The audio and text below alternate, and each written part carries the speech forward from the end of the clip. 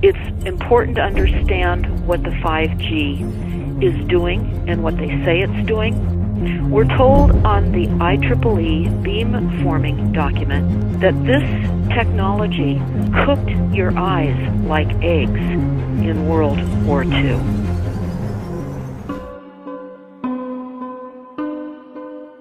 I'm Sharon Goldberg. I'm an internal medicine physician. I've practiced medicine for 21 years, and my background is mostly academic, internal medicine, hospital-based, clinical research, and medical education. I'm a certified Microsoft small business specialist. I worked on space station designing the cabling system for the airlock module, where I was responsible for EMI/EMC analysis, which is electromagnetic interference, electromagnetic compatibility. I am a professor in the Department of Epidemiology, Biostatistics, and Occupational Health, and I teach there both toxicology and health effects of electromagnetic radiation. My name is Daphne Tachover, and I'm the founder of an organization called We Are the Evidence.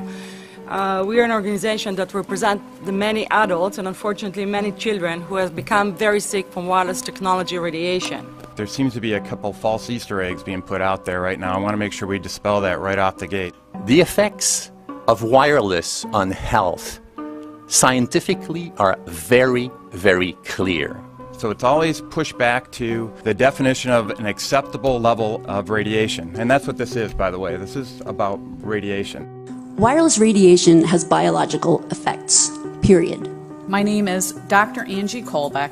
I've been reviewing the studies showing the impacts of wireless radiation on our health, and there are now thousands of studies showing the following adverse health impacts to wireless radiation: cancer, oxidative damage, DNA damage, DNA failure. Things like memory, dizziness, anxiety, brain fog. Headaches, nosebleeds, cognitive problem, exhaustion. We have evidence of DNA damage, cardiomyopathy, which is the precursor of congestive heart failure. Short and long-term memory loss, decreased attention spans, lower reaction times, even involuntary contractions of muscles causing misalignments of spines and jaws. Breast cancer. We suddenly have breast cancer in women who have no DNA predisposition.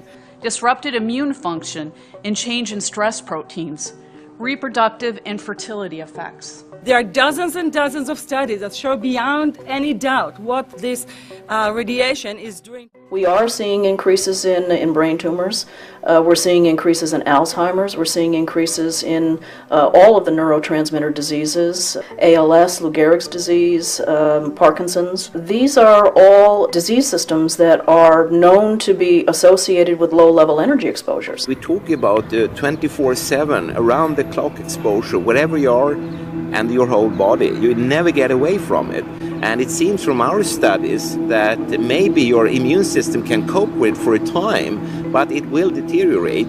Then the irradiation will definitely damage cells at a deeper level, and the question is what will then happen? These are out of peer-reviewed papers, so these are not just hypochondriacs thinking that they're doing it. We're having real problems with this. This is no longer a subject for debate when you look at PubMed and the peer-reviewed literature. These effects are seen in all life forms: plants, animals, insects, microbes. So 5G is not a conversation about whether or not these biological effects exist. They clearly do. There is scientifically evidence that is so strong that you can be certain that the standards used by the FCC to manage health effects are wrong. The data we're going to look at are all published science, testing results, or public standards.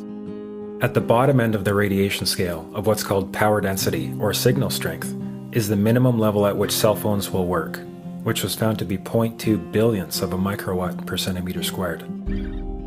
Pine needles were found to age prematurely at 0.000027. At short-term exposures of 0.05, children aged 8 to 17 experienced headache, irritation, concentration difficulties, and behavioral problems. 0.1 is the biobiology or building biology guideline for extreme concern. 1.0 produced sperm DNA fragmentation and a decrease in sperm viability in vitro. Also at 1.0, the science shows the following bodily effects can occur: headaches, dizziness, fatigue, insomnia, chest pain, difficulty breathing, and indigestion. 2.5 saw altered calcium metabolism in heart muscle cells. 4.0, changes in the hippocampus affecting brain memory and learning. And at 6.0, DNA damage in cells. Even though there are all these known health effects at levels far lower, Switzerland, Liechtenstein, and Luxembourg see fit to set the standard at 9.5. And China, Poland, and Russia, 10.0. This is the same level at which behavior has been altered, producing reflexes of avoidance following 30-minute exposures. So how can utilities and governments get away with forcing these devices on everyone? This is how. In Canada and the US and several other civilized countries, the safety limit is set at 600 to 1,000 microwatts per centimeter squared. This so-called safety limit is literally tens of thousands of times higher than levels which are known to damage health according to peer-reviewed published science.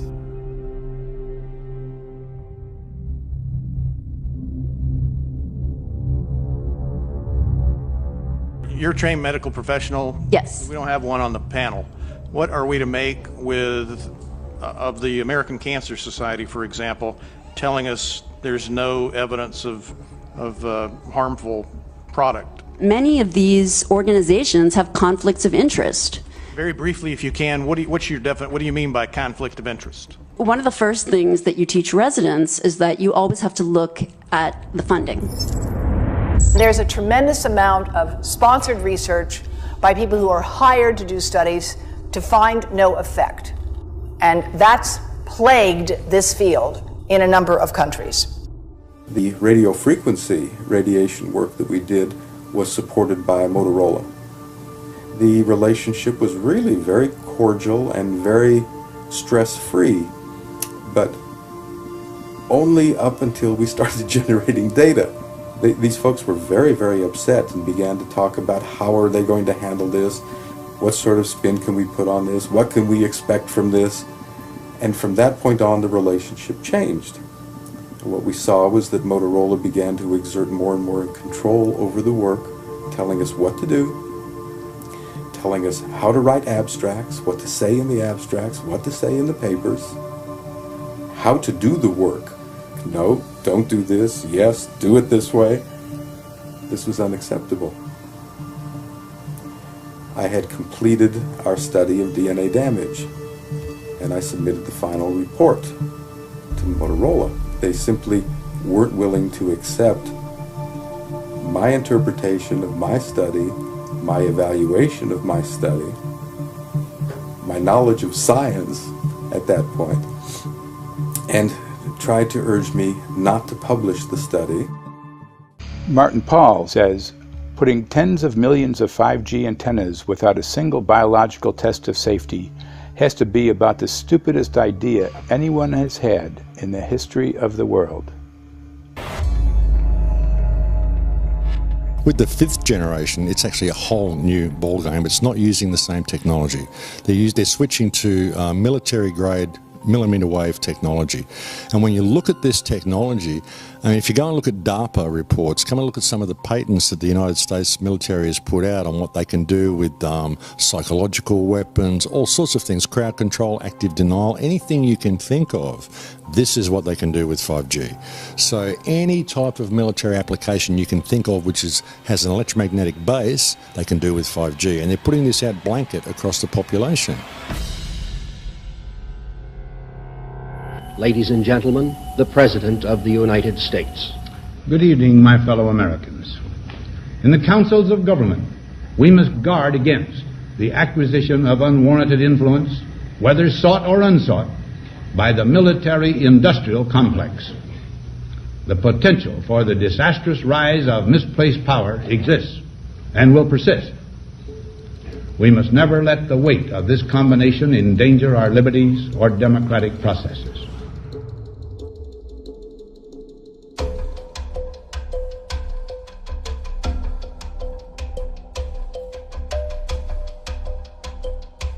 The FCC is a capture agency. They probably conducted what I believe to be the biggest fraud on the public ever conducted. The FCC has been described by Harvard University's Center for Ethics writer Norman Alster as the most captured agency in D.C., acting more as an industry cheerleader than a regulator. This is especially true today with 5G, where there are serious safety concerns and potentially misleading information coming from the FCC. For example, the previous chairman of the FCC is Tom Wheeler. He was the head of the Wireless Lobby Association for 14 years. Now remember, Obama told us there would be no lobbyists in his administration, so he took the biggest lobby and put him as a head of the FCC. And that's damn important.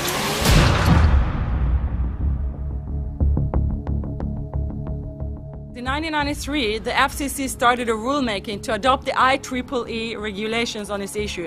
IEEE is an engineer association.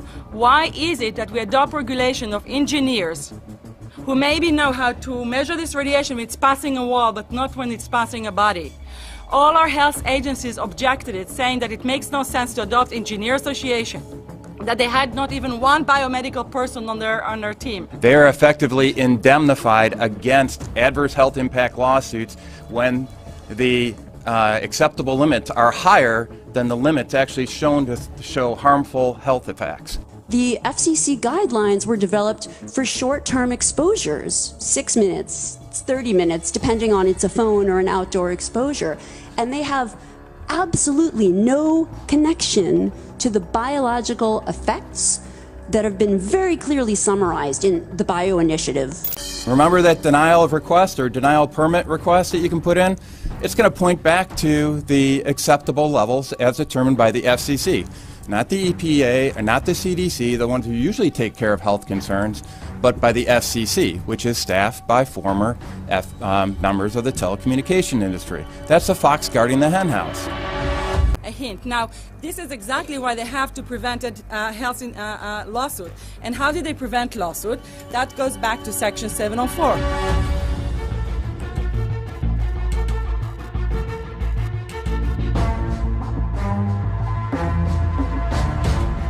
Section 704 was passed in 1996. This is how our rights in regards to health were taken away by the wireless industry.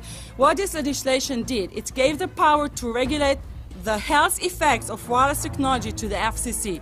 FCC is a spectrum auctioning agency. It's not a health agency. They don't even have one biomedical person on their team. And then the other thing that Section 704 did, it actually took the power from the states to regulate location of cell towers based on health. And what does it mean? It means that if they want to put a cell tower in front of your home, you cannot go to your city council and say, hey, stop, I don't want it. I just heard in a lecture that there are 10,000 studies proving that it's harmful. I don't want it. My child is sick. They will tell you, stop. You're not allowed to mention this in the city council because Section 704 says that if you will, and if the application will be rejected, the city will be sued, can be sued by the wireless industry. Simply put, FCC is completely unprepared, unable, and possibly unwilling to oversee 5G for safety, even as it barrels toward us. They are falling back on tired definitions and panaceas long since disproven by science.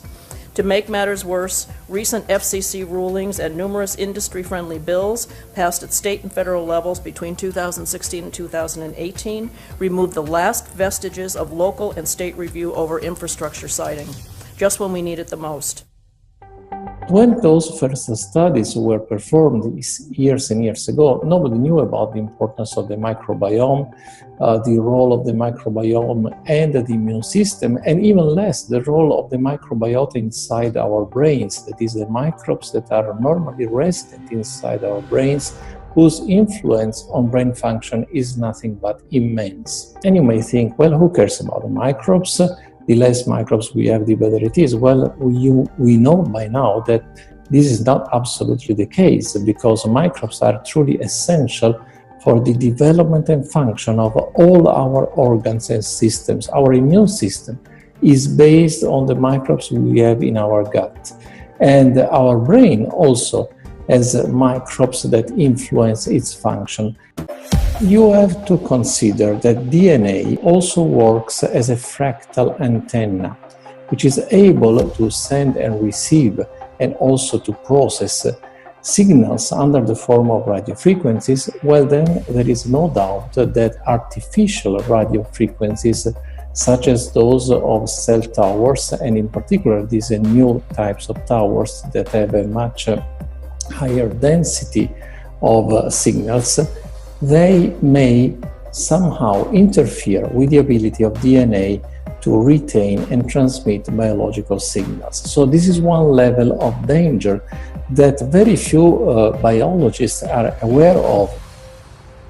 I think anyone who puts Wi-Fi into a school should be locked up for the rest of their life.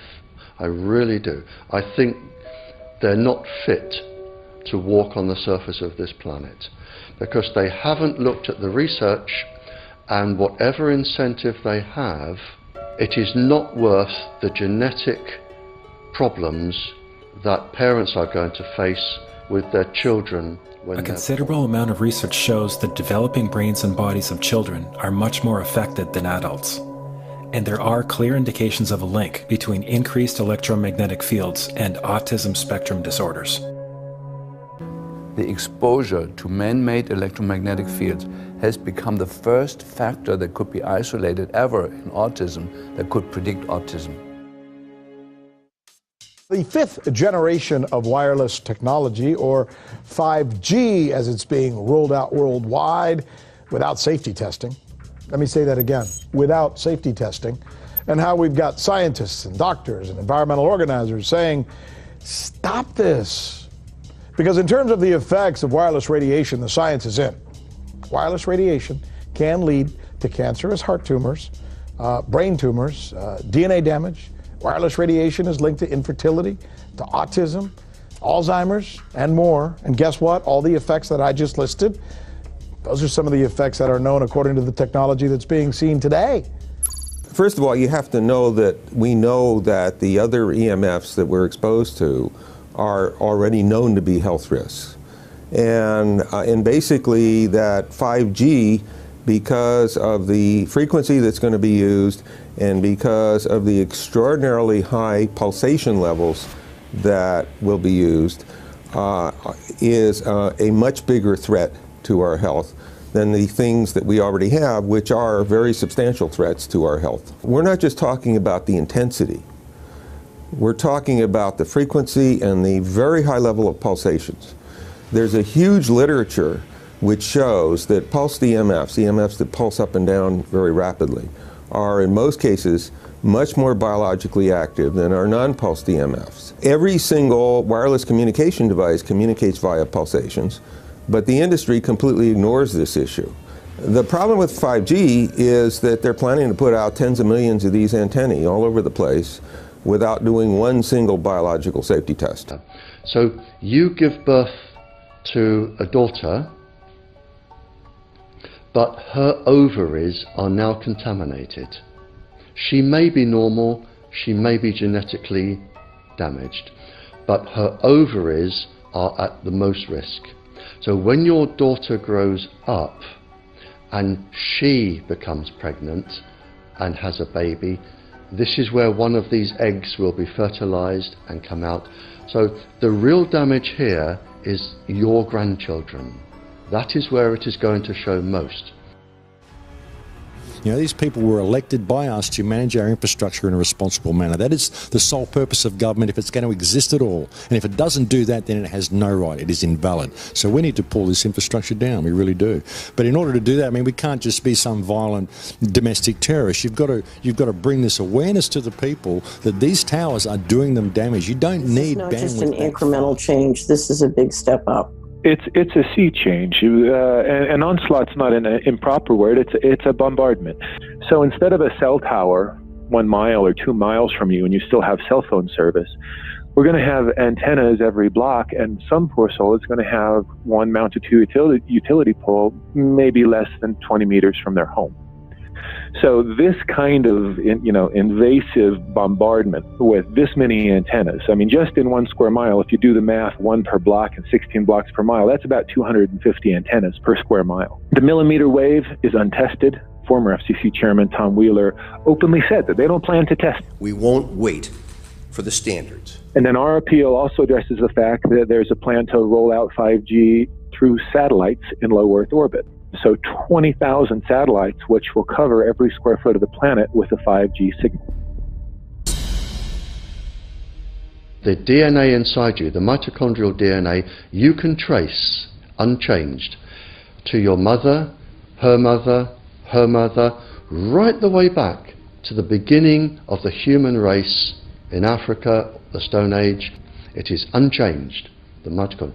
And that is being unchanged in your children, which means if you damage it, your child could be genetically damaged, then her child, and her child, and her child, forever. You are condemning the future generations of every single child. I've met with molecular and cellular biologists, with blood microscopists, with weapons development experts, frontline activists and researchers, and all the stories I'm hearing from these experts and pundits leads to the same thing. 5G is almost certainly the end game.